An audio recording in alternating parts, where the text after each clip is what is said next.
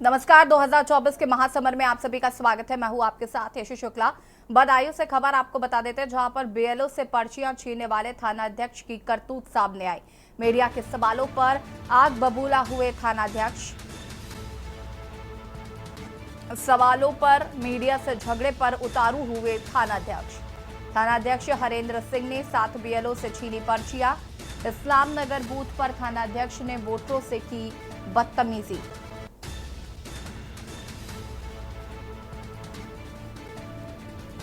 BLO से पर्चियां छीनने वाले थानाध्यक्ष की करतूत आई सामने। मीडिया के सवालों से बचते नजर आए थानाध्यक्ष। सवालों पर मीडिया से झगड़े पर उतारू हुए थानाध्यक्ष।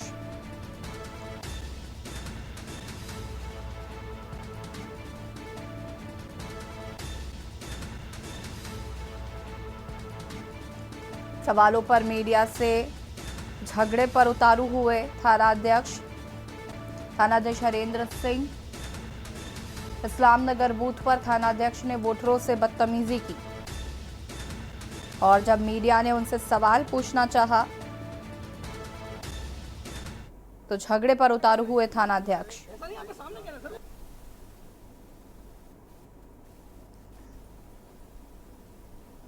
बदायूं से खबर, बीएलओ से पर्चियां छीनने वाले थानाध्यक्ष की करतूत आई सामने।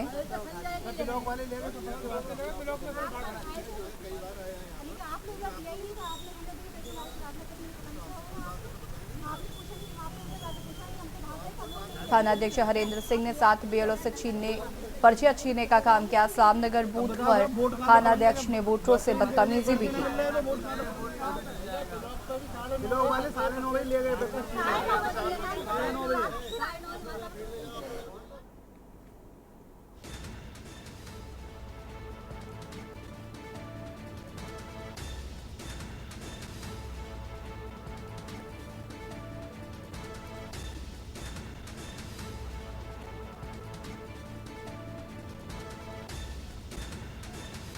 संदीप हमारे साथ संवाददाता जुड़ चुके हैं। संदीप, क्या कुछ ये पूरा मामला है? सबसे पहले तो संदीप, आवाज आ रही है आपको? देखिए, बिल्कुल बता दें कि ये हम इस समय जहाँ पे खड़े हैं, यहाँ की अगर बात करते हैं, बिल्कुल जी, कंटिन्यू करिए।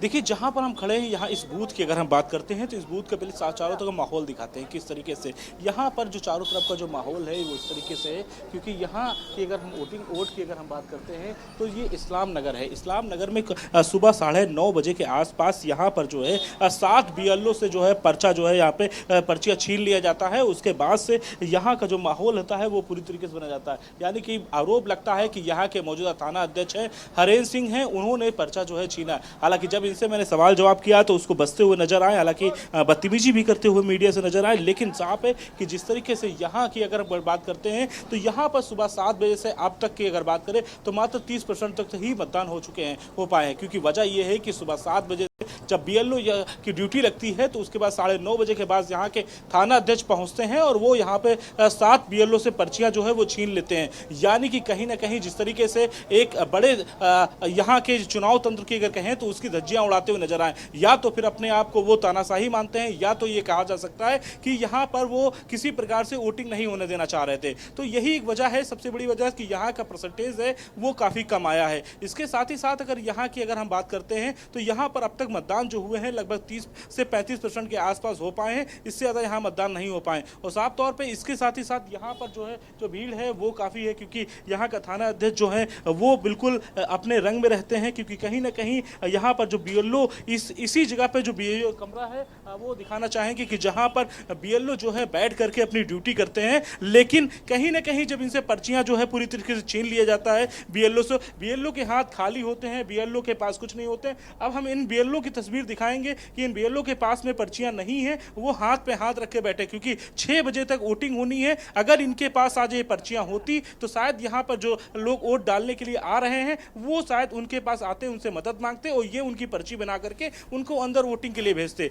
लेकिन साफ है कि इनके पास में अब इन 7 बीएलओ थे जिनकी पर्चियां पूरी तरीके से छीन ली गई। हालांकि जब उनसे बातचीत किया थाना अध्यक्ष हरेंद्र सिंह से, तो उन्होंने साफ तौर पर मना किया कि वो लोग झूठ बोल रहे हैं। लेकिन सच्चाई ये है कि इनके हाथ खाली हैं, इनके हाथों में किसी प्रकार से कोई पर्चियां नहीं है।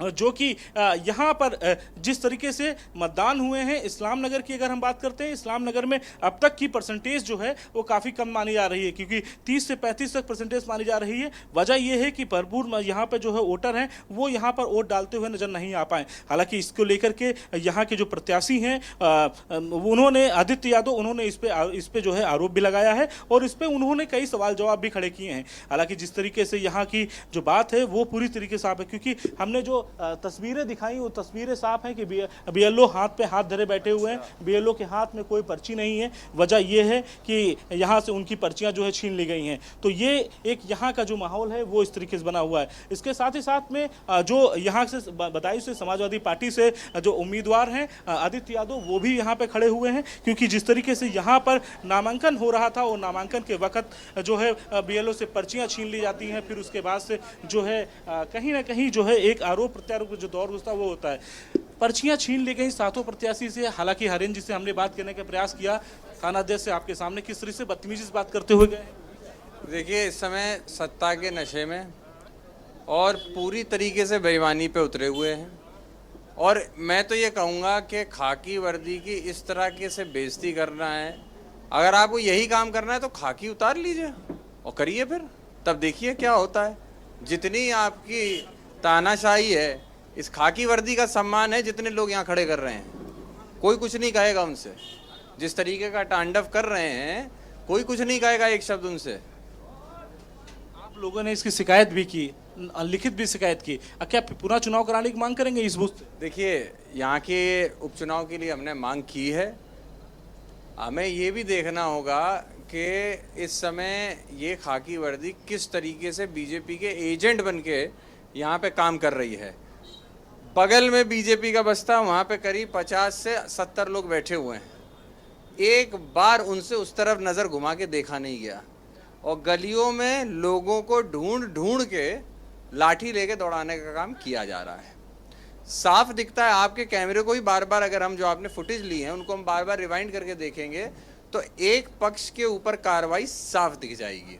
तो मेरा ये कहना है कि हमने चुनाव आयोग को निश्चित तौर पे दिया है कि आप यहाँ का रीपोल कराएं, लेकिन अगर रीपोल नहीं भी होता है, क्योंकि हमें विश्वास नहीं है, 3 दिन से लगातार हम शिकायत कर रहे हैं जो गतिविधियाँ पूरे बदायूं लोकसभा को लेकर हो रही हैं, आज हद पार हो गई। और ये तो सिर्फ एक पोलिंग है और इसको मैं छोड़ के नहीं जा रहा हूँ, यहाँ से 1.5 किलोमीटर दूर एक और पोलिंग है, इन सबसे पूछ लीजिएगा, वहाँ पे भी यही स्थिति बनी हुई है।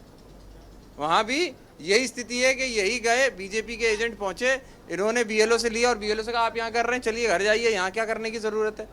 तो सरकार बीएलओ को लगाती है ताकि जितने वोटर हैं उनको सहूलियत मिले, और सरकार के ही नुमाइंदे आके उन बीएलओ को भगा देते हैं। तो ये सवालिया निशान प्रशासन को, चुनाव आयोग को ये देखना चाहिए। 3 ऑब्जर्वर्स हैं हमारे यहाँ पे, एक भी ऑब्जर्वर इस चीज़ को संज्ञान में नहीं ले रहा, ना ही इस शिकायत को संज्ञान में लेके कोई कार्रवाई कर रहा है, और कार्रवाई नहीं हो रही है। इसी वजह से इनके हौसले इतने बुलंद हैं कि आज ये आम जनता को भी ढूंढ ढूंढ के लाठी भाजने का काम कर रहे हैं। इसका जवाब जनता ही दे रही है। ये जितनी आपने फुटेज ली हैं, ये जिस घर जिस फोन जाएगी, उसका एक भी वोट अगर रह गया होगा ना, वो सीधे पोलिंग स्टेशन पर जाके इनके खिलाफ वोट करके देगा। सेक्टर मजिस्ट्रेट आए हुए थे, लगभग आधे घंटे से कान में फोन लगाए हुए थे, क्या चर्चा रही? देखिए, सेक्टर मजिस्ट्रेट सिर्फ नाम के रह गए हैं। हमने उनसे कहा कि आप हमें इतना बता दीजिए, क्या आप पर्चियां उपलब्ध करा पाएंगे, तो वो हाँ या ना तक मुझे नहीं बोल पाए। और आधा घंटा नहीं, लगभग 45 मिनट 1 घंटा हो गया और अभी भी अंदर दुबके बैठे हुए हैं, कोई जवाब नहीं है। सेक्टर मजिस्ट्रेट एसडीएम को फ़ोन कर रहा है, एसडीएम नहीं उठा रहा है, तो सेक्टर मजिस्ट्रेट कंट्रोल रूम कह रहा है कि मेरी एसडीएम से बात करा दीजिए। ये चुनाव जब चल रहे हैं, आज जब वोटिंग चल रही है, तब ये सरकारी जो अधिकारी उनके ये स्थिति है कि वो अपने अधिकारियों से बात करने के लिए भी उन्हें कंट्रोल रूम फ़ोन करना पड़ रहा है। तो हम प्रत्याशी या आम जनता अगर फ़ोन कर रही होगी तो आप समझ लीजिए क्या हाल है उनका। पूरी तरीके से निरंकुश हो चुकी है ये सरकार।